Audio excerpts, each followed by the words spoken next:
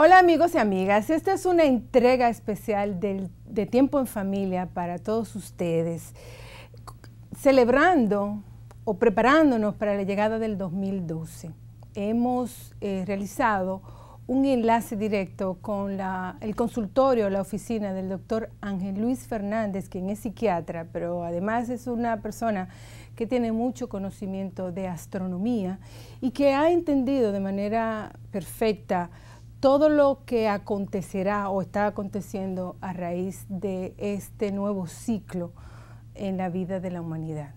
Y nosotros consideramos importante que estas informaciones que a raíz de la eclosión publicitaria de las famosas profecías mayas han puesto al 2012 como un año apocalíptico, como un año de cambio, como un año de transición. Entonces hay muchas informaciones que quizás ustedes han escuchado, que les provoca miedo, que les provoca incertidumbre. Por eso que hemos querido conversar con el doctor para aclarar muchas cosas sobre este año enigmático que es el 2012. Así que no se vayan, no se muevan de sus asientos, volvemos en breve y comenzamos con la entrevista.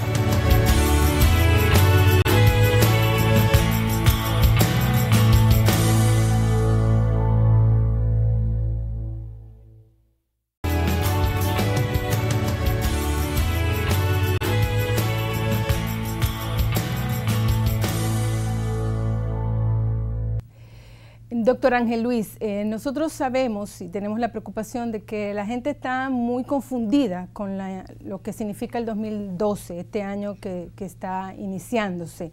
¿Cuál es la importancia del 21 de diciembre del 2012 para la humanidad, para la Tierra?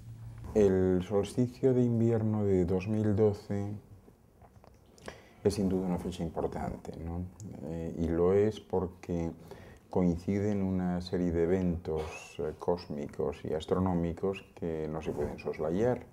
El primero de ellos es la terminación de un ciclo. Hay grandes ciclos cósmicos, ¿verdad?, parecidos a las estaciones que hay aquí respecto al Sol, y que todo el mundo conoce, ¿no? La primavera, verano, otoño, invierno, pues son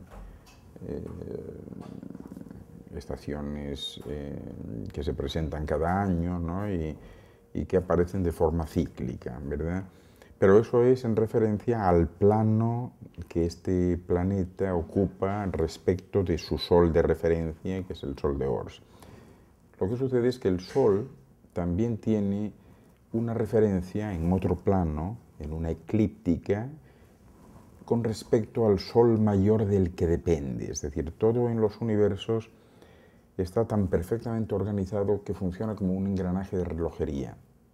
Entonces, en esta línea que va hacia el centro de la galaxia, el Sol de Ors, este Sol, ocupa la periferia. Es decir, está ya prácticamente en las afueras más absolutas de la galaxia. De hecho, solo hay un Sol más pequeño, que es conocido... Perdón, no un Sol, porque en realidad son tres soles, son un grupo que pertenece a lo que llaman aquí Próxima Centauri, el grupo de Próxima Centauri, y ese grupo, de alguna manera, orbita alrededor de este Sol, como si fuesen otros planetas, ¿no? Pero claro, mucho más allá. Está afectado por la gravedad de este Sol. Este Sol, con sus planetas, a su vez, está afectado, y vamos a decir que orbita, por explicarlo de manera comprensible, alrededor del siguiente Sol mayor del que depende, que se llama Sirio B, ¿verdad? Entonces, en esa eclíptica, ¿verdad?, suceden cosas, ¿verdad? Y hay ciclos también, como si fuesen estaciones, ¿no? Sirio B, a su vez, orbita alrededor de un Sol mayor, que es conocido aquí como Aldebarán. Aldebarán, a su vez, lo hace alrededor de otro Sol más grande, conocido como Betelgeuse, y Betelgeuse lo hace alrededor del Sol de Alcione, que es el Sol principal de Pléyades. Así que bien se podría decir que todos esos soles en esa línea, y solo me refiero a esa línea, porque claro, las líneas son como los rayos de un sol, son infinitas, ¿no? Esas líneas nos hacen depender de alguna manera también del Sol de Alcione, de Pléyades. Pero estamos hablando de algo insignificante en las afueras de la galaxia, porque ni siquiera ese Sol tan grande de Alcione se puede ver desde el centro de la galaxia. Es tan insignificante que ni se ve. Bueno, pues el Sol de Alcione tiene a su alrededor un cinturón fotónico que este sistema solar atraviesa cada cierto tiempo. En concreto lo atraviesa cada 11.000 años redondeando, ¿no? El primer suceso cósmico que se presenta el 21 de diciembre del 2012 es que una vez más comienza este sistema a atravesar ese cinturón de fotones. Es decir, el sistema solar sale de un periplo de 11.000 y pico años en la negrura cósmica y de repente empieza a atravesar una parte del cinturón de fotones donde todo es luz, por eso le llaman la era de la luz también, y tardan en atravesarlo 2.000 años, ¿no? ¿Qué sucede? Que todo lo que atraviesa un cinturón de fotones se acelera a nivel frecuencial, es decir, la frecuencia vibratoria de todo lo que atraviesa se acelera. Hay una frecuencia que genera una resonancia estable aquí, que es conocida como la frecuencia Schumann, que en este momento pues está en poco más de los 7.8 hercios o ciclos por segundo, ¿no? Solo el hecho de atravesar un cinturón de fotones significa que eso ya solamente por eso se va a ampliar. Imagínate que se amplía pues a los 9 hercios, ¿no? Ese es un cambio importante, porque en lo que respecta a los seres humanos se encontrarán pues más livianos, se encontrarán de alguna manera menos densos, ¿no? con cambios a nivel morfológico y a nivel espiritual también, ¿no? Esto será importante de por sí. Por tanto, vamos a hablar de ese primer concepto, es decir, lo primero que se plantea es justamente eso, es decir, hay un momento después de 11.000 y pico años donde se vuelve a atravesar el cinturón de fotones, que es como una especie de donut, ¿verdad? Después de 2.000 años sale otra vez a la negrura cósmica, al espacio en negro, y luego 11.000 y pico años después le coge por el otro lado, ¿no? Sucede también que en todos los planetas se presenta algo así como un latido, es decir, los planetas, los soles, son también seres vivos, ¿no? Y están sujetos a la misma biología de los seres vivos. Nacen, crecen, se desarrollan y cambian, ¿no? Cada vez que un planeta da un estirón, porque los planetas y los soles crecen también. Es decir, este planeta no es lo mismo ahora que lo que era hace 4.000 millones de años. Ha crecido. Entonces están sujetos a ciclos de expansión, contracción. Expansión, contracción. A un ciclo de expansión le sigue otro de contracción, pero no a la posición original, porque entonces no habría crecido. Hay un cambio. Sí, sí, pero el cambio es eso, o sea, se expande y cuando se contrae se queda ahí, ¿verdad? O sea, no va a la posición original, un poco más allá. ¿Y qué sucede? La superficie de la Tierra se resquebraja porque ha crecido, ¿verdad? Es como si tuviésemos una pelota de playa que de repente la sumergimos en barro, ¿verdad? Entonces queda toda la parte exterior barro sólido, porque eso se seca. Tú imagínate que ahora soplamos un poco, ¿qué le pasa al barro? Se rompe. Eso es lo mismo que le sucede a los planetas, ¿verdad? Entonces tienen un sistema de compensación y de sellado que es el magma ígneo que hay por debajo. Inmediatamente la siguiente capa, a la costra superficial, es de magma ígneo.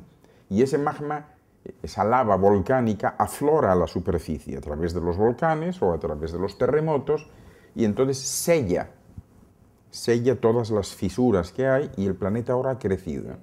Eso se presenta una vez cada 5.125 años. Es decir, esos movimientos de expansión-contracción.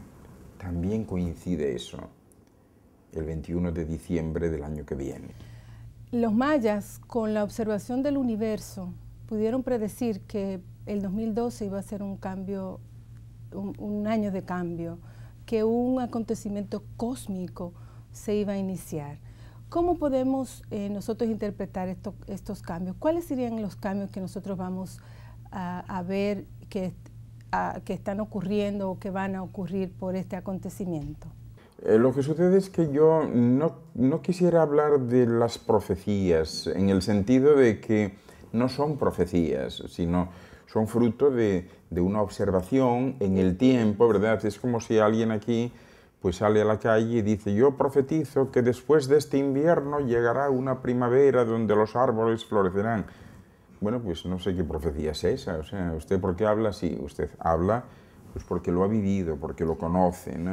Los mayas reciben esto como herencia de civilizaciones más avanzadas que tienen la posibilidad de acelerar el tiempo, ¿no? Y ver qué es lo que pasa en el cosmos y presenciar pues esa danza de las estrellas y de los soles, ¿verdad? Y entonces reciben presumiblemente este conocimiento de esas civilizaciones más antiguas que les instruyen bondadosamente sobre cómo sacar el mejor partido a su esfera y les explican, para que no se asusten, que de vez en cuando pues hay estos ciclos donde de repente todo es luz y donde de repente pues ya no hay más luz, ¿no? Y les explican. Y lo mismo, les ayudan a crear estos calendarios que les ayuden para su supervivencia diaria. Es decir, si van a dedicarse a plantar unas semillas, no las puedes plantar aquí, tienes que espérate a que se den estas circunstancias. Y eso es lo que ha sucedido. Entonces, los mayas, que eran un pueblo muy evolucionado por otra parte, de hecho, ni siquiera fueron un pueblo de aquí, es decir, sino un pueblo que llegó aquí, un pueblo de las estrellas. Para el que se pregunte por qué los mayas, por ejemplo, no conocieron la rueda con un desarrollo tan grande, bueno, pues claro que no la conocieron. Como dicen los indios Hopi, las ruedas de ellos no eran verticales, eran horizontales. Hay otros aspectos que hay que tener en cuenta. Por ejemplo, también se dice que no tenían ni escritura ni nada de esto, ¿no? Evidentemente, claro que no tenían escritura. La escritura y el lenguaje, tal y como se conoce aquí, pertenece a civilizaciones en vías de desarrollo, poco adelantadas, poco avanzadas. Las civilizaciones avanzadas no necesitan escritura. Doctor, por favor, ayúdenos a que nosotros podamos interpretar estos cambios en este evento cósmico. Yo entiendo que estos cambios van a ser, y de hecho están siendo muy rápidos, y que tienen que ver con la dirección que ha tomado la civilización que denominan occidental, ¿no? Y para eso pues tenemos que fijarnos en otros rumbos de otras civilizaciones, a ver cómo les ha ido. Es decir, entendiendo que la occidental, aunque ha marcado la pauta, pues no necesariamente es la mejor, ¿no? Entonces, si nos referimos, por ejemplo, a otros caminos, ¿no? Como las tribus, por ejemplo, Hadza de Tanzania, en África, o los Dogon en Mali, ¿verdad? También en África, o los Hopi, o los Dropa en el Tíbet. Es decir, ese tipo de civilizaciones, sin dejar de mencionar los Kogi o Koji en Colombia,